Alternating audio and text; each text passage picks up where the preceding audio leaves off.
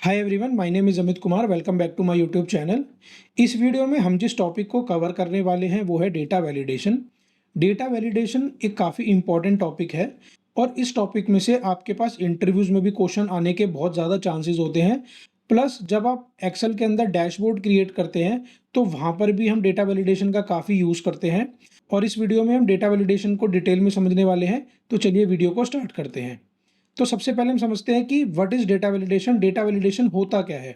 Data validation हम उस चीज को बोलते हैं जब हम यूजर के इनपुट पे कुछ रूल्स लगा देते हैं कि जो यूजर डेटा इनपुट करने वाला है हमारी टेबल के अंदर, वो कुछ स्पेसिफिक रूल्स को फॉलो करेगा तभी वो डेटा एंटर हो पाएगा, जिससे हमारे डेटा की कंसिस्टेंसी बनी रहती है।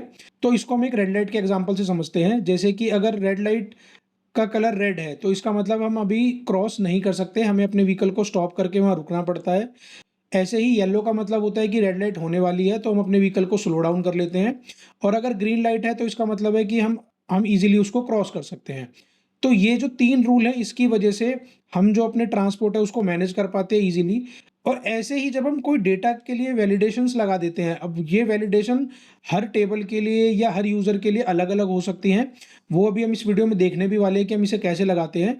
उससे क्या होता है कि हम अपने डेटा को ईज़िली मैनेज कर पाते हैं और जो भी हमारे डेटा पे हम रिपोर्ट्स बनाते हैं, वो रिपोर्ट एक्यूरेट बनती हैं और उसपे जो एंड यूज़र है वो डिसीज़न मेकिंग भी ईज़िली कर पाते हैं। तो ये था हमारा डेटा वैलिडेशन कि होता क्या है।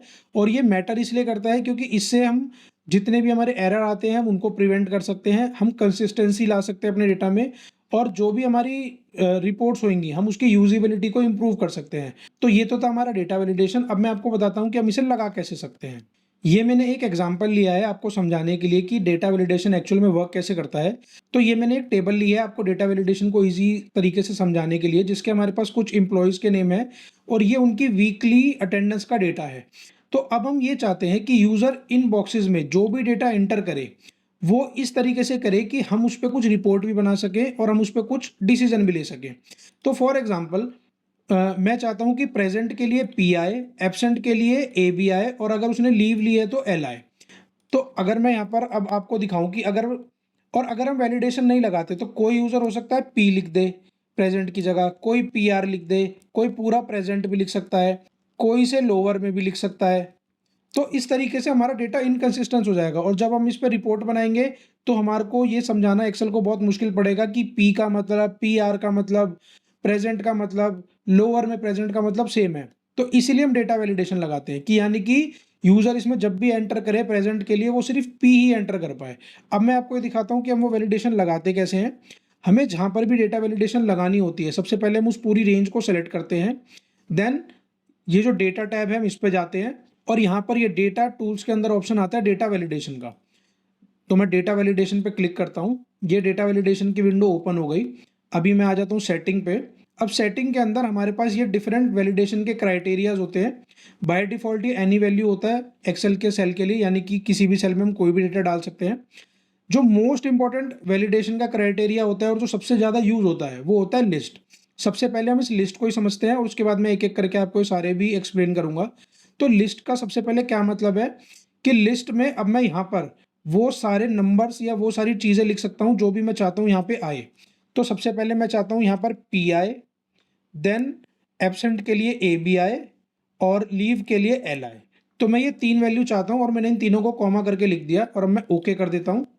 तो अब आपने देखा यहाँ पे एक ड्रॉप डाउन का सिंबल बना आ गया और अब जैसे ही मैं इस पे क्लिक करूँगा तो मेरे पास सिर्फ ये 3 ही वैल्यू आएँगी। यानी कि अब अगर मुझे किसी की प्रेज़ेंट लगानी है तो मैं किसी भी सेल में जाके पी को डायरेक्टली वहाँ पे सेलेक्ट कर सकता हूँ और अगर मुझे एब्सेंट लगानी है तो मैं ए भी सेलेक्ट कर सकता हूँ। ऐसे ही अगर मुझे लीव लगानी है तो मैं एल सेलेक्ट कर सकता हूँ और उसी के बेसिस पे मैंने यहाँ पे कंडीशंस भी लगा रखी हैं।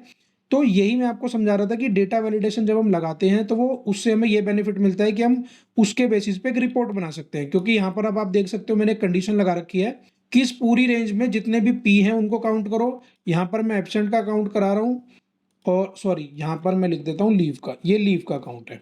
तो इस तरीके से और इसी रिपोर्ट को हम आगे भेज सकते हैं जिससे हम उनके अटेंडेंस जनरेट करवा सकते हैं कंप्लीट और उसके बेसिस पे उनकी सैलरी जनरेट होगी।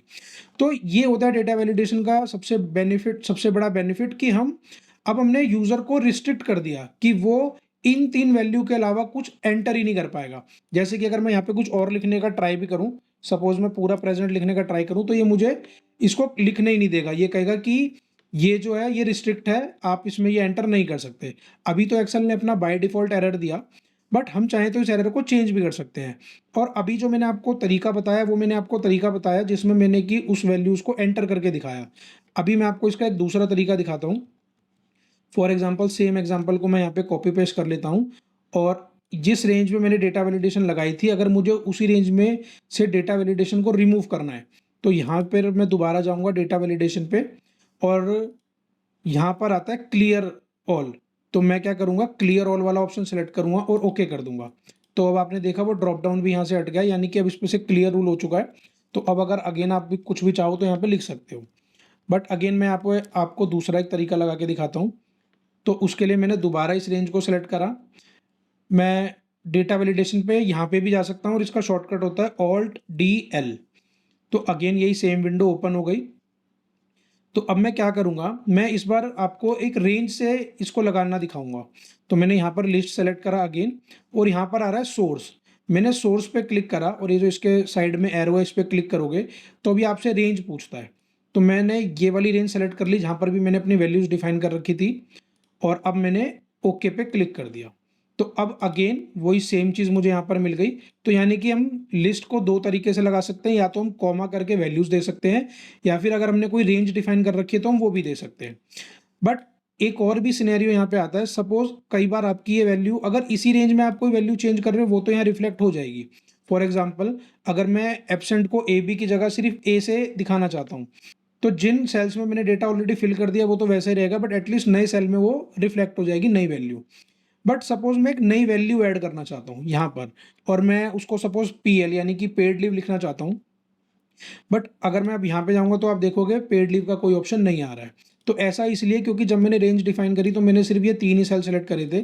तो उसका दूसरा तरीका क्या है कि या तो आप अगेन इस पूरी रेंज को सेलेक्ट करो, आप अगेन ऑल्ट डीएल प्रेस करो और यहाँ पर जाके आपको रेंज, ये वाली पूरी रेंज डिलीट करके आप ये वाली रेंज अगेन आपको देनी पड़ेगी। तो फिर आपकी ये वैल्यूज़ जो है वो दिख जाएंगी। ये जैसे हमें पीएल भी शो हो गया और अब अगर आप ये वाली वैल्यू भी डिलीट कर दो या फिर आप किसी भी सेल में जाओगे तो आपको न्यू वाली वैल्यूज़ यहाँ पे दिख जाएंगी। तो एक तो तरीका यही होता है, या फिर इसका बेस्ट वे क्या होता है, आप टेबल रेंज को ना टेबल में कन्वर्ट कर दो। जो भी आपकी ये जो आप वैलिडेशन की वैल्यूज़ देना चाहते हो आप इसको टेबल में क्रिएट कर दो। और उसके लिए हम क्या करते हैं, इस पूरी रेंज को सेलेक्ट करते हैं और मैं प्रेस करता हूँ कंट्रोल टी कीबोर्ड से और माई टेबल एज हेडर, मेरी टेबल का हेडर है जो टेबल रेंज लिखा है वो हेडर ही है। तो मैं इस चेकबॉक्स को ओके करके ओके कर देता हूँ। अब ये टेबल में क्रिएट हो गया। अब इसका क्या बेनिफिट होएगा मैं आपको वो बताता हूँ। मैं अगेन इस एग्जांपल को कॉपी करके यहाँ पेस्ट कर लेता हूँ और एक बार यहाँ से डेटा वैलिडेशन के रूल्स को रिमूव कर देता हूँ और एक बार मैं आपको दोबारा लगा के दिखाता हूँ। तो अगेन मैंने इस रेंज को सिलेक्ट करा, ऑल्ट डी एल प्रेस करा और अब मैं क्या करूँगा, यहाँ पे लिस्ट सेलेक्ट करूँगा और सोर्स में, तो अब मैं क्या करूँगा, यहाँ पर मैं अपनी ये वाली रेंज सेलेक्ट करके, सॉरी मैं इसको डिलीट करता हूँ एक बार और मैं ये जो टेबल की मैंने रेंज दी थी इसको सेलेक्ट करके ओके कर देता हूँ। तो अब अगर मैं यहाँ पे आऊँगा तो मेरे को ये वैल्यू शो हो रही है।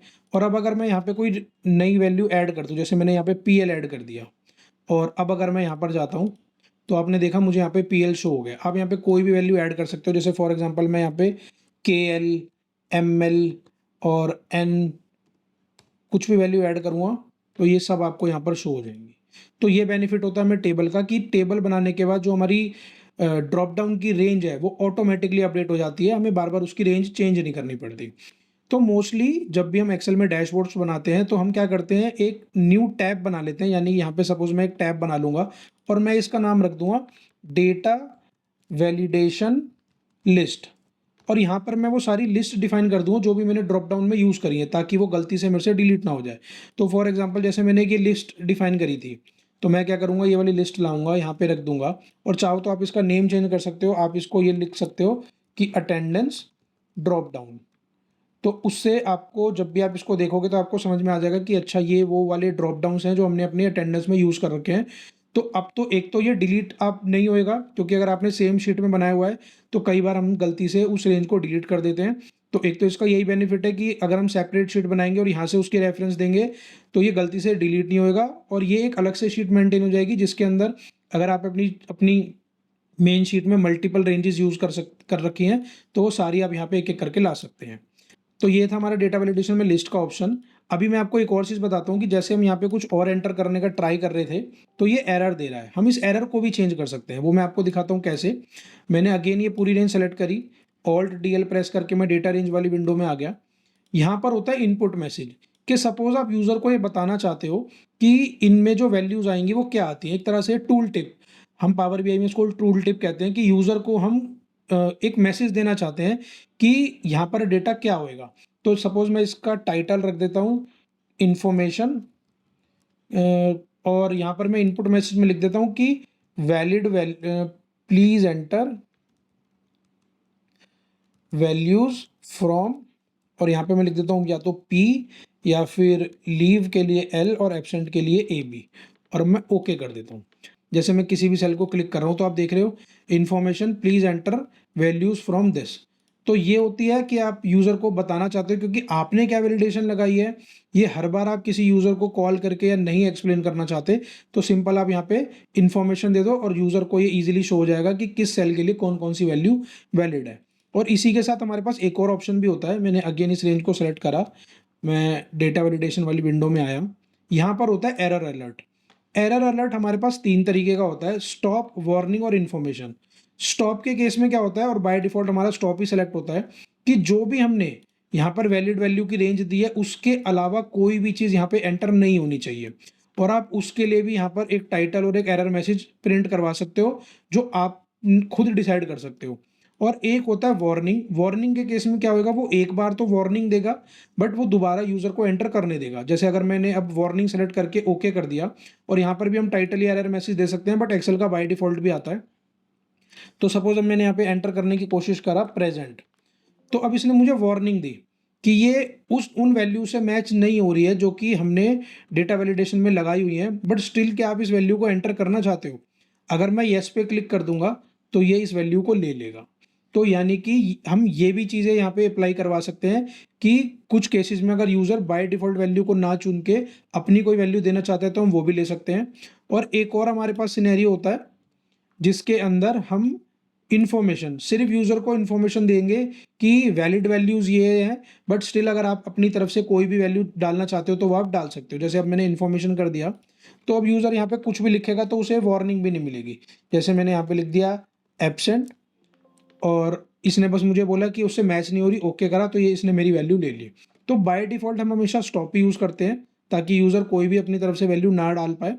बट स्टिल हो सकता है आपके पास कोई ऐसा सिनेरियो आ जाए जिसके अंदर आप बाकी के ऑप्शन भी यूज़ कर सकते हो। और अगर आप इसको रिमूव करना चाहते हो, अगेन हम ऑल्ट DL पे जाएंगे, क्लियर ऑल कर देंगे, तो यहाँ पे अगेन यहाँ पे आपने देखा स्टॉप आ गया, और यहाँ पे अगेन यहाँ पे एनी वैल्यू आ गया। तो अगेन अगर आप चाहो तो लिस्ट सेलेक्ट करके, और जैसा कि मैंने आपको बताया था, यहाँ से हम इस टेबल की रेंज को सेलेक्ट करके और ओके कर देंगे। जो वैल्यू बाय डिफ़ॉल्ट पहले लिखी जा चुकी है ये उन्हें रिमूव नहीं करता, बट हाँ, अब अगर आप दोबारा इसको लिखने का ट्राई करोगे तो ये आपको वो नहीं लिखने देगा।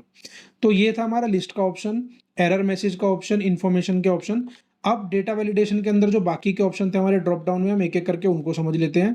तो डेटा वैलिडेशन के अंदर जो अगला ऑप्शन है वो है हमारे पास होल नंबर का।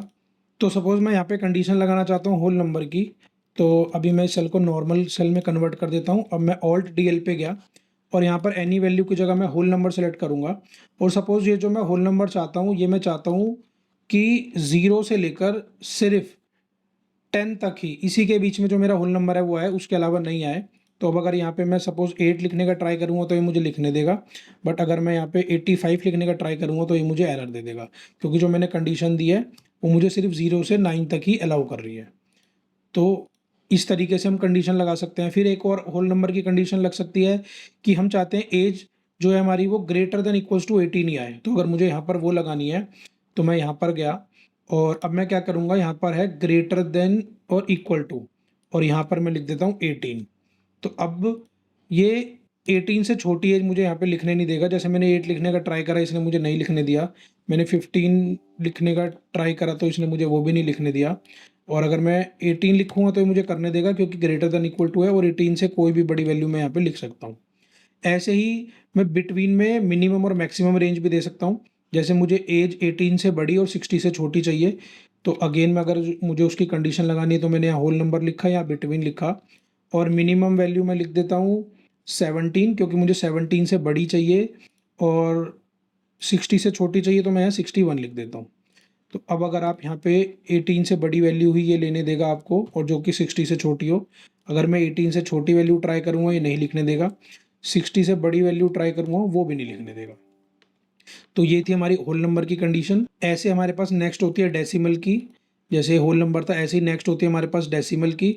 डेसिमल के अंदर भी आप कोई रेंज दे सकते हो स्पेसिफिक, नॉट बिटवीन या फिर इक्वल टू, कुछ भी इनमें से आप कोई भी ऑप्शन सेलेक्ट कर सकते हो।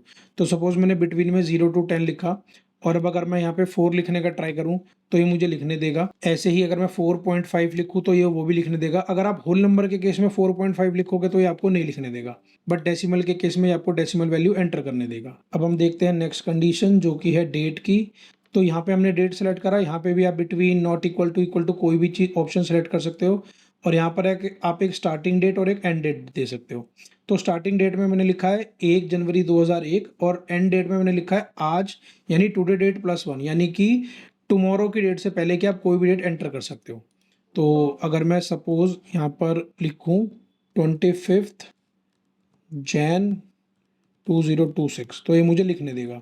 बट अगर मैं सपोज कोई 2026 की जगह 2028 ट्राई करूँ तो ये मुझे नहीं लिखने देगा, क्योंकि ये मेरे क्राइटेरिया को मीट नहीं कर रहा। जो हमारे पास नेक्स्ट कंडीशन है, जैसे मैंने आपको डेट का बताया सेम ऐसे टाइम का है।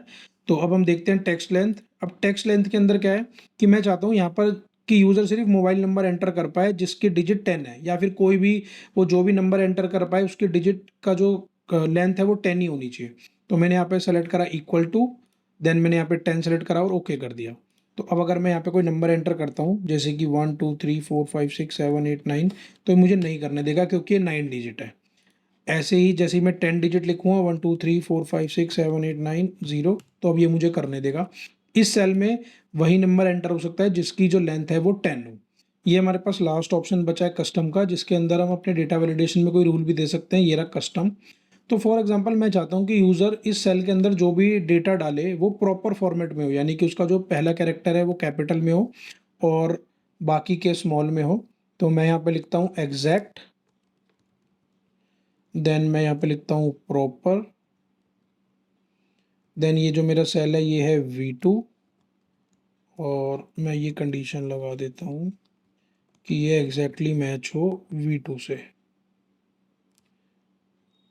ओके कर देता हूँ। अब सपोज मैं यहाँ पे लिखने का ट्राई करता हूँ अमित सब स्मॉल में, इसने मुझे नहीं लिखने दिया। अब मैं उसका पहला कैरेक्टर बड़ा कर देता हूँ तो इसने मुझे लिखने दिया। तो ये होती है हमारा डेटा वैलिडेशन, जिसके अंदर जितने भी ऑप्शंस थे हमने एक एक करके सबको डिटेल में समझा। तो डेटा वैलिडेशन हम लगाते कैसे हैं, हम उसको रिमूव कैसे करते हैं, वो सारे ऑप्शन, प्लस जैसा मैंने आपको ये एक सेल पे लगा के दिखाया है आप इसे मल्टीपल रेंज पे भी लगा सकते हैं। जैसे अगर यही सेल को मैं कॉपी कर लूँ, फॉर एग्जांपल जो मेरी कंडीशन थी होल नंबर वाली, अगर मैं इस वाले सेल को कॉपी कर लूँ और मैं इस पूरी रेंज में लगाना चाहता हूँ, तो मैं क्या करूँगा Ctrl+Alt+V प्रेस करूँगा, और यहाँ पर आता है वैलिडेशन, कि मैं उस सेल में से वैलिडेशन को कॉपी करके इस पूरी रेंज में पेस्ट करना चाहता हूँ, तो मैं ओके कर दूंगा।